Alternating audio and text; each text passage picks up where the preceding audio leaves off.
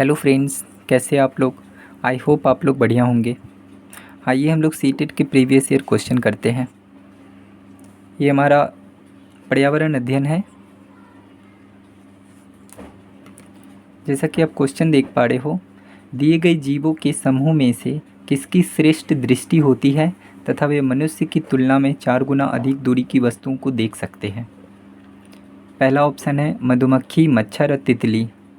दूसरा है बाघ, तेंदुआ और सांड।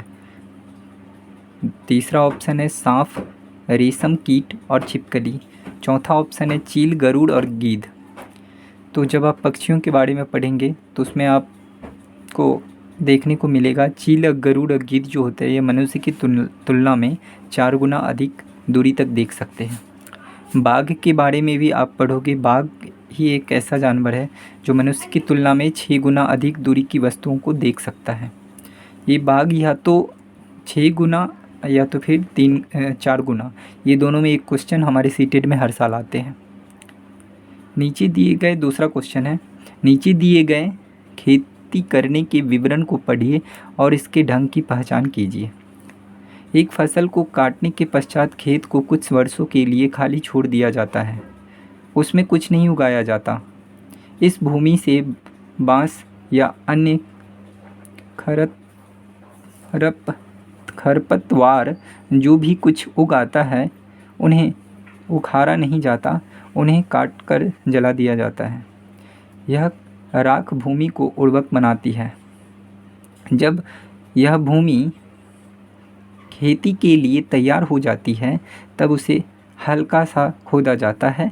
भूमि को जोता नहीं जाता तथा उस पर बीज छिड़क दिया जाता है। तो इस प्रकार का जो खेती होता है ये झूम की खेती होता है।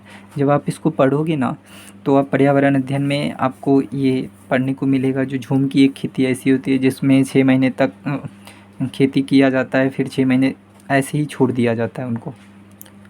तो इसका तीसरा ऑप्शन होगा झूम की खेती। तीसरा क्वेश्चन हमारा है, जब कोई सपेरा अपने वाद्य यंत्र को बजाता है तो सांप उसकी ध्वनि पर अपने सिर को इधर उधर घुमाता है। आपके विचार से सांप वाद्य यंत्र के प्रति अनुक्रिया कैसे कर रहा है। पहला ऑप्शन है उस वाद्य यंत्र की गति को देखकर नहीं करता है। उस वाद्य यंत्र द्वारा उत्पन्न कंपन के प्रति अनुक्रिया कर। हाँ, ये सही है। देखिए, सांप जो होता है ना किसी भी चीज़ को सुनता नहीं है। कहते हैं सांप सुनता है, सुनता नहीं है। सांप जो है ना उसके ध्वनि के कंपन से ही अनुक्रिया करता है। और तीसरा ऑप्शन है उस वाद्य यंत्र को सूंघ कर भी नहीं होता है। सांप नहीं सूंघता है, कुत्ता सब सूंघता है। कुत्ता ऐसा जानवर होता है जो सूंघ के ही मतलब कि किसी भी जगह का पहचान कर पाता है। तो सांप जो होता है ना वो उसके कंपन से ही, मतलब अगर कहीं पे सांप है तो आप उसको अगर आवाज़ दोगे तो वो बोलेगा, आवाज़ से नहीं भागता है। जबकि आप अगर ज़मीन पे आप पैर पटकोगे या अगर कोई बर्तन पटकते हो तो ज़मीन में जो कंपन होगा ना उस कंपन से वो सांप भाग जाता है। और तो इसका दूसरा आंसर होगा उस वाद्य यंत्र द्वारा उत्पन्न कंपन के प्रति अनुक्रिया करके। चौथा हमारा प्रश्न है, परिवार एक इकाई होता है जिसमें माँ, पिता और उसके 2 बच्चे होते हैं। तो इसके बारे में बताना है। तो सत्य है, क्योंकि सभी भारतीय परिवार इसी प्रकार के होते हैं। ऐसा नहीं होता है, सभी के सभी थोड़ी होगा एक ही प्रकार का। दूसरा ऑप्शन है हमारा सत्य नहीं है, क्योंकि इस कथन में यह स्पष्ट करना चाहिए कि बच्चे जैविक होते हैं। जैविक की तो यहाँ बात ही नहीं हो रही है। तीसरा है सत्य नहीं है, क्योंकि परिवार कई प्रकार के होते तथा परिवार का केवल एक ही प्रकार की वर्गीकरण नहीं किया जा सकता। हाँ, ये बात सत्य है, परिवार बहुत तरह का होता है। जैसे यहाँ पे एक प्रकार का परिवार का बताया तो कई प्रकार का होता है, कई प्रकार का परिवार होता है। तो तीसरा ऑप्शन हमारा होगा।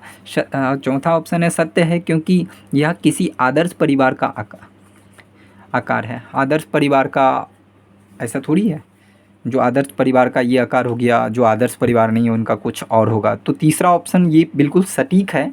जो सत्य है सत्य नहीं है, ठीक है ना।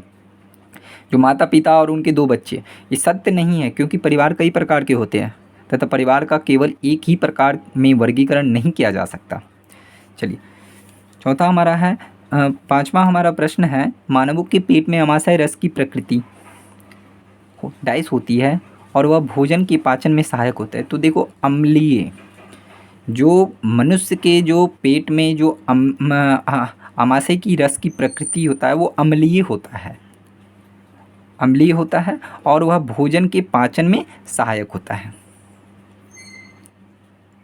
That's all.